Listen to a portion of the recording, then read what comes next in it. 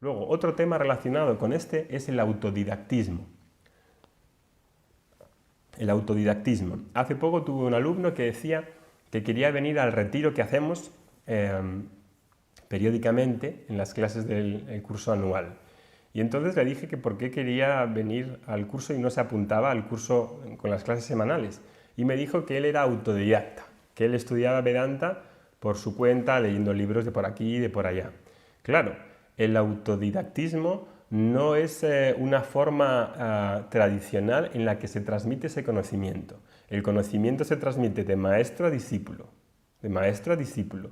Y todo maestro tradicional tiene un maestro que a su vez le ha dado ese conocimiento. Este conocimiento no se adquiere leyendo libritos por aquí y por allá de diferentes maestros, haciendo una mezcla, haciendo una síntesis personal de cada uno, porque cuando uno estudia las escrituras por su cuenta, lo primero que va a vivir es que parece que hay muchas contradicciones. Hay muchas contradicciones. Una vez dice que Atma es una cosa, otra vez dice que Atma es otra historia diferente, están traducidos por diferentes personas, diferentes profesores, diferentes maestros, diferentes no sé qué, y uno si estudia las escrituras, por ejemplo las Upanishads por su cuenta, lo normal es que se haga un cacao de 1000 pares de narices, porque es normal. La escritura nunca estaba pensada para estudiarse así porque no son libros, es una tradición oral que pasa de maestro a discípulo. Y dentro de esa tradición oral, las posibles contradicciones, las posibles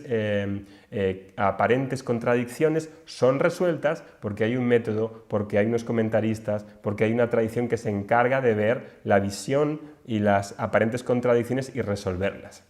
Si uno no tiene acceso a esa tradición, se hace un lío de narices y entonces dice que el Shastra y Vedanta es un lío y que es incoherente y que es contradictorio porque no tiene acceso a esa tradición.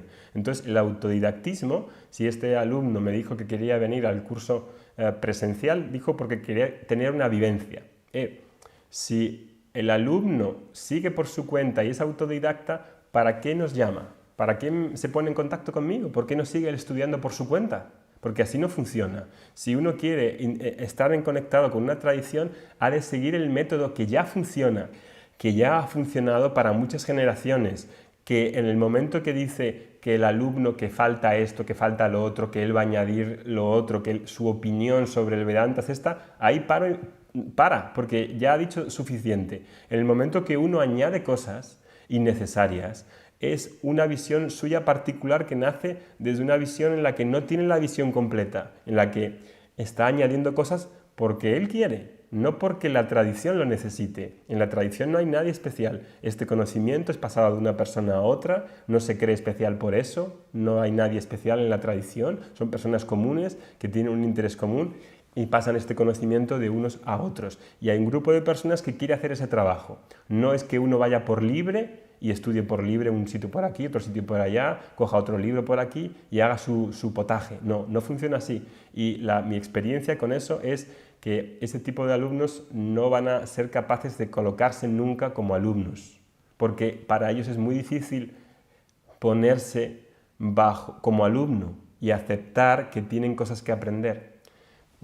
Ver nuestros errores y ver dónde fallamos, a algunas personas no les sienta bien, parece que uno se está metiendo con ellos. Y aquí cuando empiezo a dar estas clases, y ya llevamos en la clase 6, y la cosa empieza a ponerse un poco más difícil porque empieza a hablar de nosotros, empieza a hablar de cuestiones personales, empieza a hablar de cuestiones particulares, de creencias que hemos podido estar cultivando durante muchos años, uno parece que va a irrumpir y su ego va a saltar y va a decir: está bien ya eso, ¿cómo te puedes meter con la meditación? ¿Cómo te puedes meter con el asana? Mi intención no es meterme con el asana, ni con la meditación, ni con nada de eso.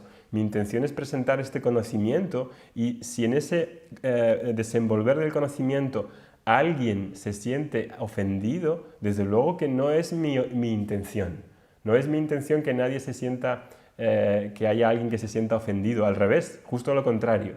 Pero uno tiene que ponerse en una situación de objetividad y de ver las cosas y de entender esas cosas y de cuestionar lo que sabe hasta ahora, cuestionar lo que ha hecho hasta ahora para ver si hay algo que puede estar equivocado, para ver si hay algo que puede corregir Y ese tipo de corazón, como decíamos, el Hridaya Granta, ese nudo en el corazón, uno cuando da el paso a estudiar Vedanta, si quiere hacer ese trabajo, tiene que tener esa capacidad, ese valor, ese coraje para asumir que no es una crítica personal, sino es una crítica que estamos haciendo a un conjunto de creencias y de falacias que, mientras que no las quitemos, siguen manejando nuestra vida y la búsqueda nunca termina. Ese es el cuarto punto. El último punto tiene que ver con que el conocimiento del Vedanta es mental. Y esto sobre todo por las variaciones que hay desde hace un tiempo de Neo-Vedanta, el nuevo Vedanta, como si hubiese necesidad de crear una nueva escuela de Vedanta. Este conocimiento en el Neo-Vedanta dice algo parecido al Vedanta, pero en el Neo-Vedanta aparece como todo un poco como muy disperso. No hay un método, no hay una metodología clara. Y entonces hay gente que dice, yo soy libre de la mente, ¿verdad? Y suelta como una serie de consignas, como frases que salen de la boca pero que no tienen peso. Somos todos uno. Yo soy la felicidad, soy la plenitud. Pero esas frases no están cargadas, no tienen una internalización. No hablamos con propiedad, porque este Neo-Vedanta lo que dice es que uno es libre de la mente, pero uno no utiliza un método para librarse de las dudas. Y entonces a uno, aunque no sea la mente, y en Vedanta estamos de acuerdo, uno no es la mente, pero uno tiene que eliminar las dudas. Si uno no elimina las dudas, esas dudas van a estar ahí y no se van a ir nunca, La ignorancia está en la mente, ¿verdad? Y hay que tratarla para que esas dudas que están en la forma de pensamientos, que están en la forma anidada de pensamientos, las tratemos con otros pensamientos para que se puedan contrarrestar y eliminar, y se puedan reducir, y se puedan ver lo que son. Es decir, que trabajamos en el mismo nivel. Entonces, cuando hablamos de que el conocimiento es mental, pues obviamente, claro que el conocimiento es mental. El conocimiento de Vedanta es mental y el conocimiento de cualquier otro conocimiento es un conocimiento mental. El conocimiento siempre se da en la mente. No hay otro sitio donde se dé el conocimiento que no sea la mente. Esto también es muy interesante de ver porque si uno tiene esta consigna de que el conocimiento espiritual no es mental y es otro tipo de conocimiento que no se sabe muy bien qué es, entonces lo que se suele hacer es que uno se aproxima al Vedanta con una actitud un poco de sospecha, de suspicacia. Y entonces aquí lo vemos y es muy frecuente este tipo de aproximación, de entendimiento. Uno cree, por ejemplo, que imaginaos el caso, que uno quiere aprender física. Y para aprender física le dicen que puede meditar. ¿Por qué? Meditando va a conseguir conocimiento de física. Imaginaos entonces las universidades donde se imparte física. Instalarían unas aulas a oscuras, con unos sillones de meditación, las sillas de meditación, y todo el mundo se matricularía en física o en matemáticas, iría a la sala de meditación de física, nos sentaríamos todos, nos pondríamos en meditación y muy serios, eso sí, empezaríamos a meditar para obtener el conocimiento de física. Muy serios.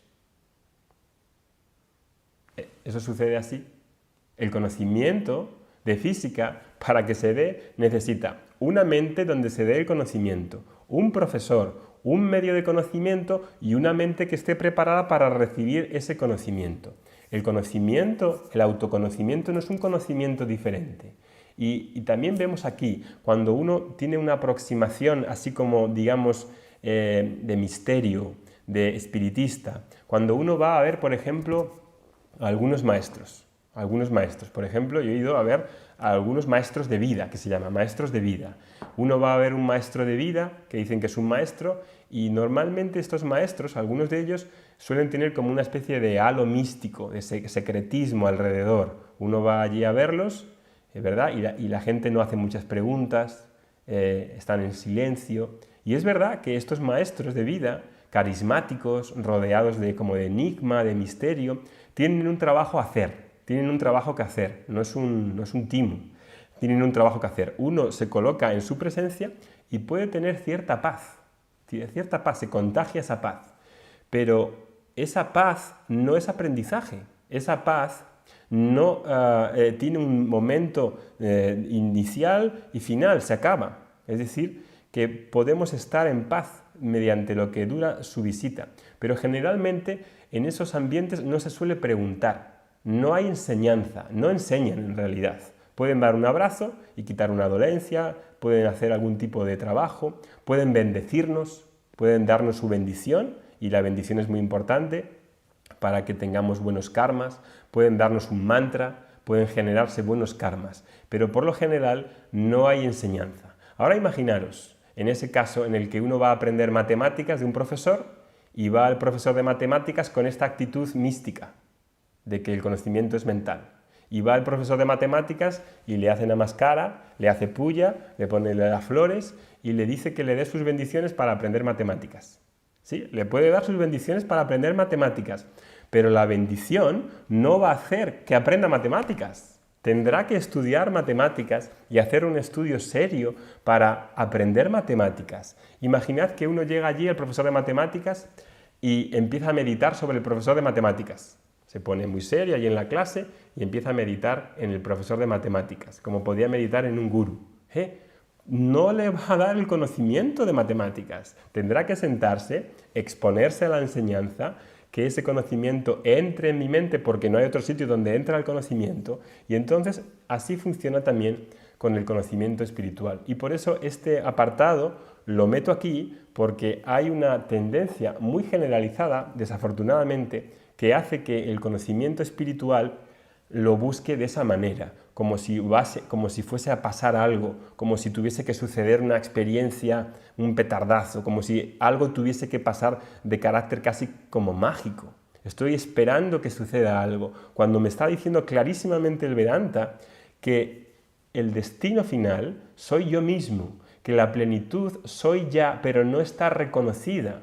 Y por lo tanto, ese petardazo, esa experiencia que estoy esperando, ese acontecer que estoy esperando, es por una clara falta de discernimiento de cuál es el problema fundamental y cuál es la naturaleza de la liberación y cuál es la naturaleza de moksha. Si no he entendido lo que es moksha, entonces espero que moksha sea un evento en el futuro en el que me libere de este sentido de deficiencia. Cuando clarísimamente en Vedanta me está diciendo que ese sentido de deficiencia está centrado en mí por no conocerme y que necesito un instrumento que me remueva la ignorancia que me hace sentir esa separación. Y cuando remueve la separación en forma de ignorancia, la naturaleza mía, que es la plenitud, está ahí disponible, esa paz está disponible, esa plenitud está disponible ahora. No tengo que crear ningún tipo de experiencia especial. Bien, entonces cuando uno tiene esa actitud y va comprendiendo esto y este Vedanta va entrando con cuentagotas, y va entrando con cuentagotas así, la manera tradicional que tiene de entrar es poco a poco, es gradualmente, lo dicen repetidamente las enseñanzas. Este conocimiento entra poco a poco, no entra de sopetón, no entra de una manera que un día de repente tengo un despertar. Este despertar de claridad, de tener cada vez más claridad, es gradual. Y las clases de Vedanta mensuales hacen esa labor.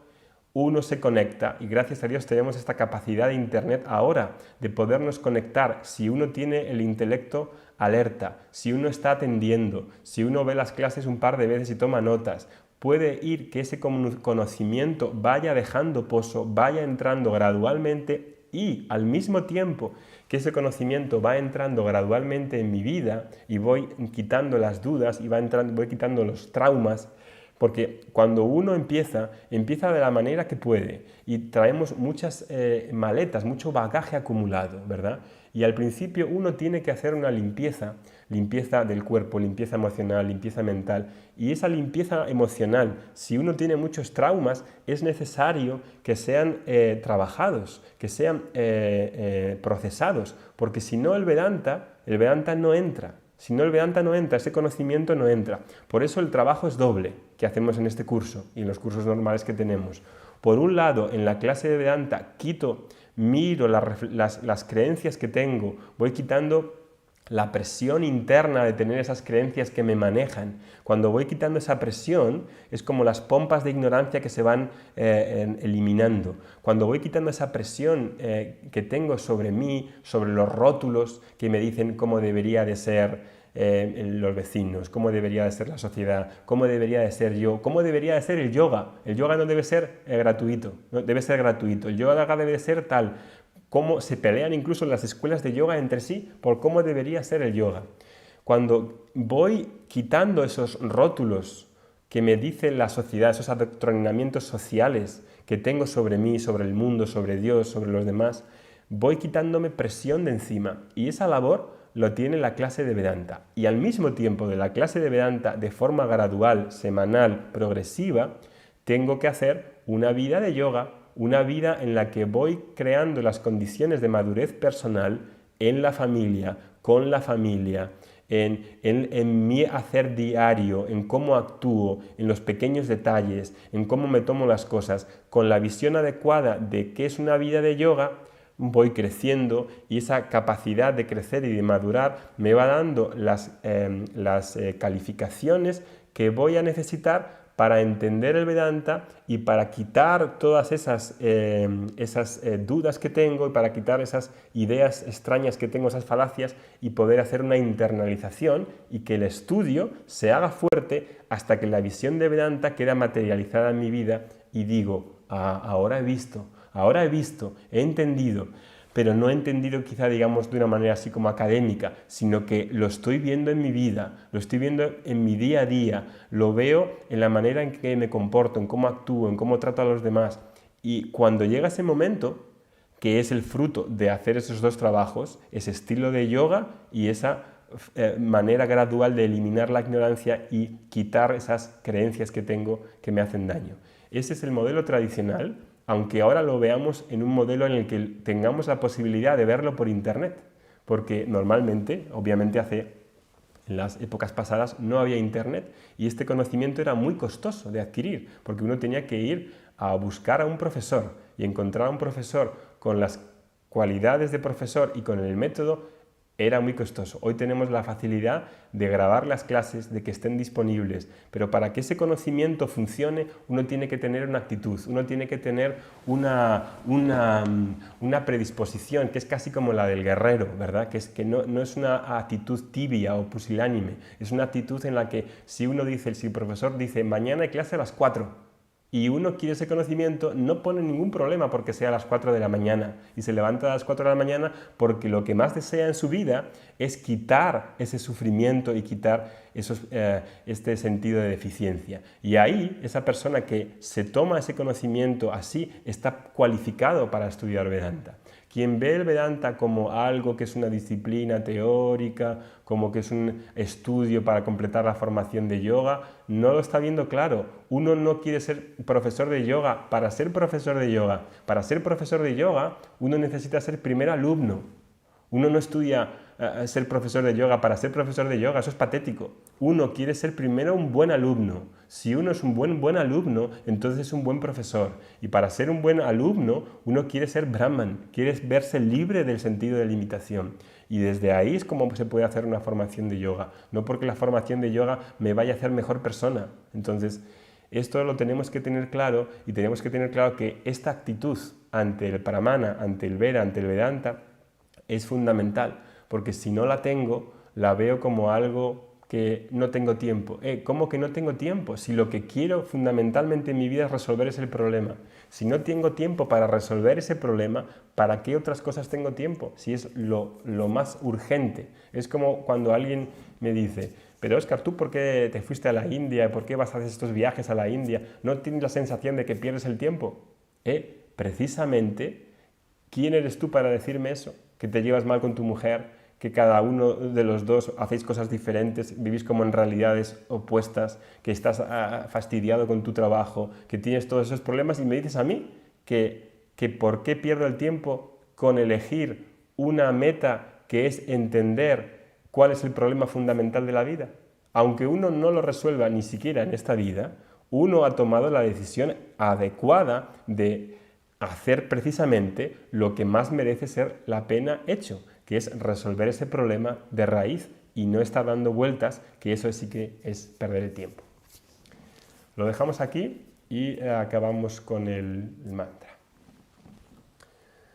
Om Purnamadav Purnamidam Purnat Purnamudachyate Purnasya Purnamadaya Purnameva Vashishyate Om Shanti Shanti Shanti.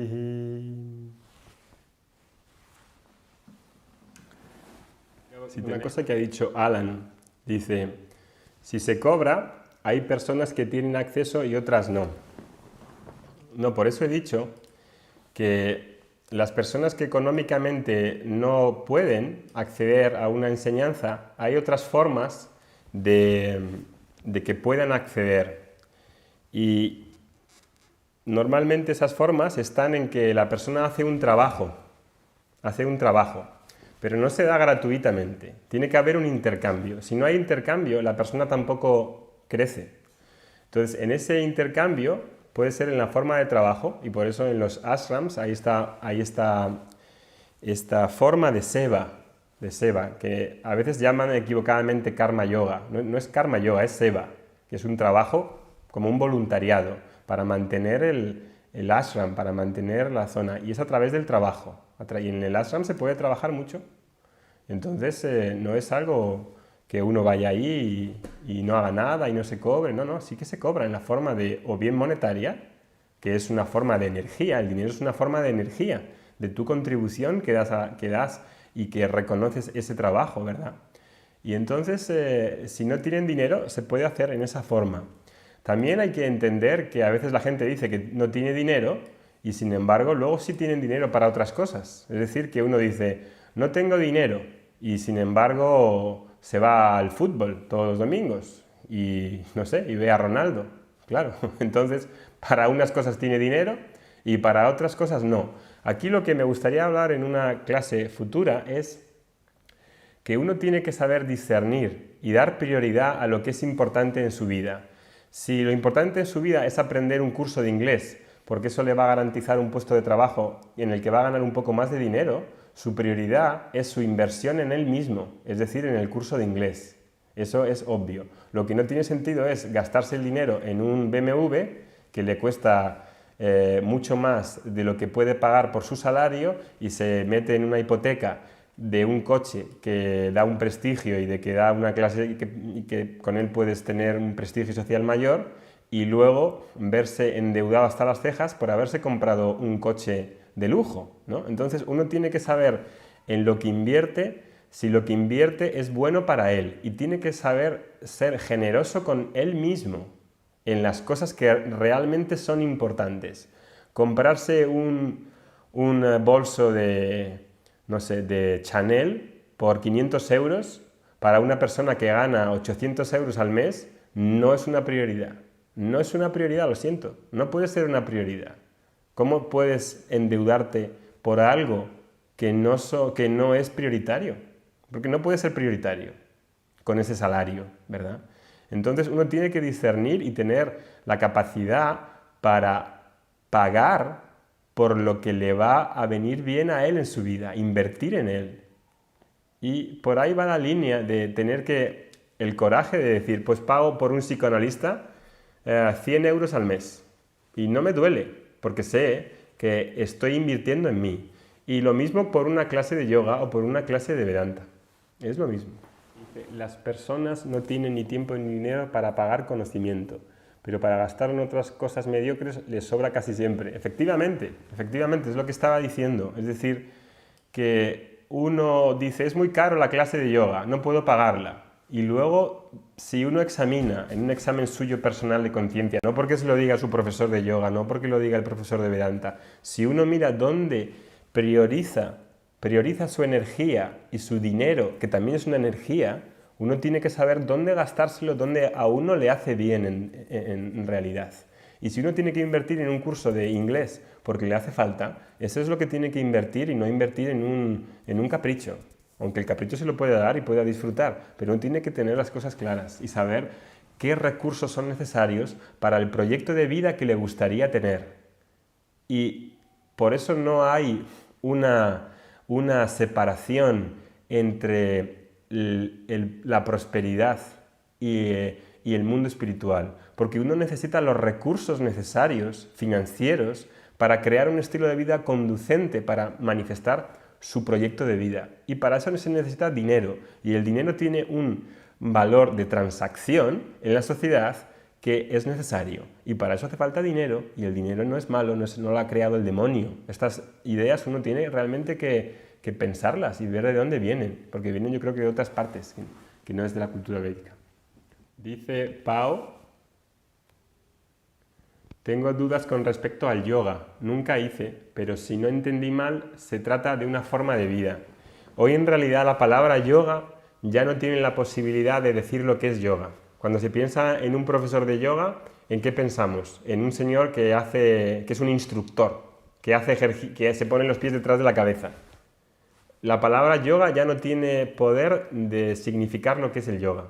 Y el Vedanta, al paso que va, tampoco vamos a poder decir que enseñamos Vedanta. Tendremos que usar otra palabra, porque se va pervirtiendo los significados originales.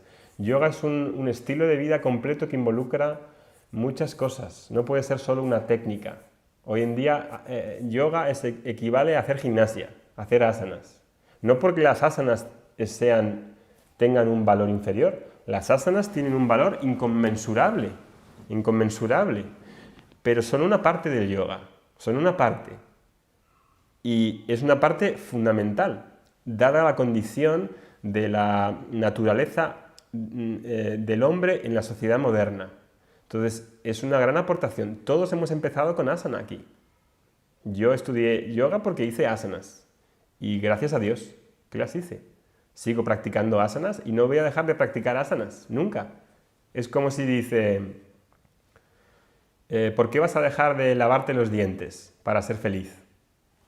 ¿Qué tiene que ver? Si tengo que seguir lavándome los dientes para que no se pongan sucios. Lavarme los dientes no me va a dar la felicidad, no está conectado con el autoconocimiento. Asanas, si no hago asanas, mi salud puede deteriorarse, mi cabeza a lo mejor se puede no ser quizá tan estable. Las asanas tienen un valor fundamental, pero no hay que confundir lo que me puede dar una cosa y mezclar todo y meter todo en una trituradora. Entonces el estilo de vida del yoga antes se conocía porque se vivía con un maestro y se convivía durante años con un maestro y uno aprendía cómo actuaba esa persona, cómo se actuaba delante de otros. Había una energía a transmitir que esa visión se iba transmitiendo.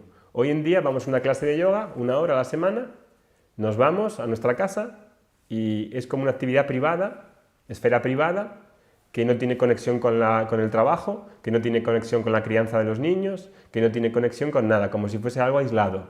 No hablamos con el profesor de yoga. Un buen profesor de yoga te debería ayudar a saber lidiar con tus limitaciones, con tus creencias, con tus problemas con el ego. Un buen profesor de yoga te debería ayudar a eso, y no solo a estirar las piernas en Trikonasana y a ponerte de cabeza en Sirsasana. Entonces la palabra de yoga hoy está tan devalorada que uno tiene que dar otras vueltas para poder explicar qué es el yoga, qué es lo que estamos haciendo con estos cursos. Todavía no hemos empezado a hablar del yoga, pero en realidad el yoga es el estilo de vida que tiene esta persona que está estudiando los Vedas. Por eso yoga y Vedanta no son cosas separadas.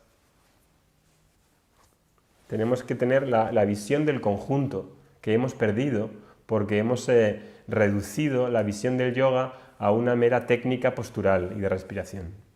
cuando es algo mucho más amplio. Es como algún día decía, ¿tu dedo meñique es Óscar? Sí, es Óscar, pero es el dedo meñique, soy algo mucho más. Lo mismo es con el yoga. Hay muchas flores en ese jardín de los Vedas. Las emociones son pensamientos. Las emociones son pensamientos. Ahí dice Alan, diferencia entre pensamientos y emociones. Una emoción es un pensamiento, está en la forma de pensamientos. Los pensamientos son modificaciones de la mente. La mente es como una película, tiene un movimiento de fotos. Cada uno de esos fotos es un pensamiento. Van y vienen, no tienen entidad por sí mismos, son fluctuantes. Entonces el pensamiento es una forma de la mente que es capaz de objetivar algo. Cuando veo este vaso y lo veo a través de los ojos, esa imagen evoca una forma, evoca un nombre, evoca una palabra y me viene la forma y digo vaso. Y eso crea un pensamiento. En sánscrito se llama vritti. Es una forma de la mente. La mente es plástica, es moldeable. Puede adaptar la forma de lo que veo, de lo que estoy viendo, de lo que traigo a través de los sentidos. Es moldeable, es plástica. Por eso la meditación, por eso los mantras, por eso las disciplinas, porque la mente se puede modelar. Por eso las visualizaciones. Las meditaciones que tenemos en la cultura védica son de 4 tipos: meditaciones de relajación, de concentración, de expansión y de valores. Y todas esas meditaciones tienen formas diferentes en las que morar, para dar una dirección. Los pensamientos no son el problema, eso es otra. Eso podríamos empezar una clase entera ahora mismo. Ahí dicen, los pensamientos son el problema. Hay que hostigar a la mente es el problema y hay que lanzarla con un látigo. La mente es la culpable, hay que eliminar los pensamientos, hay que reducirlos, como si fuera demonios. Los pensamientos es normal tener pensamientos. Imagínate que una persona que le duele la cabeza dice, va al médico y le dice, doctor, me duele la cabeza. Y el médico le dice, córtese la cabeza. Vaya solución, cortarse la cabeza. Tendremos que entender cómo funciona la mente, qué son esos pensamientos y corregir el pensamiento equivocado. Ese es el problema, que tenemos pensamientos muy equivocados. Hay que corregir los pensamientos equivocados, no eliminarlos. No eliminarlos. Eso es un tema para dedicarle un curso entero. Esta manía, este juego maniático de creer que la mente es la culpable. Esto es un tema realmente desafortunado. Creer que la mente es la culpable, que hay que eliminar los pensamientos. Por eso es el Tutankamón, emocional, del practicante de yoga moderno, que no quiere sentir, que no quiere tener emociones, porque claro, las ve como pensamientos malos, que están ahí haciendo daño, como demonios, ahí, son intrínsecamente malos, no quiere saber nada de ellos. La persona sabia vive bien con pensamientos y sin pensamientos, con emociones y sin emociones, a pesar de los pensamientos o sin pensamientos. El pensamiento no es un problema. Y eso da, como digo, para hablar largo. Om Shanti Shanti Shanti Hari Om Shri Gurubhyo Namaha Hari Om.